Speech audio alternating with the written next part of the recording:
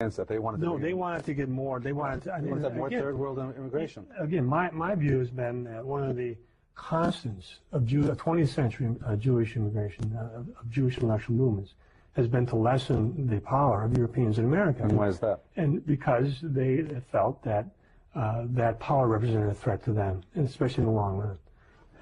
They wanted to have the United States become less Christian, less European. white European. Yeah, why is that? Because, and then you can easily find Jewish activists who say that when they talk about immigration.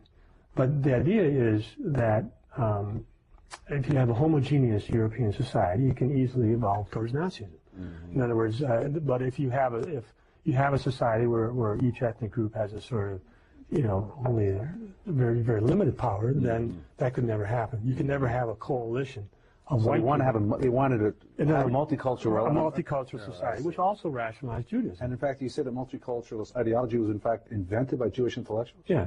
Was it Horace Kallen? What? He's a philosopher. Who's that person? Horace Kallen, Kallen.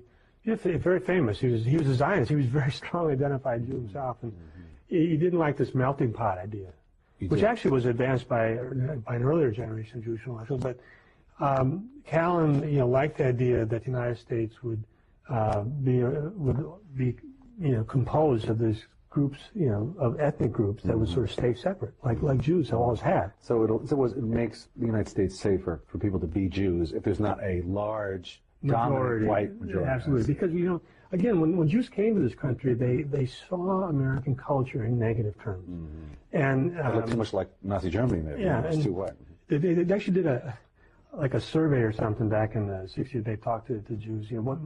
They asked them, would it be possible that it could happen here? And you didn't have to say what it was. It is the Holocaust. In other words, something horrible to happen to Jews. So that's sort of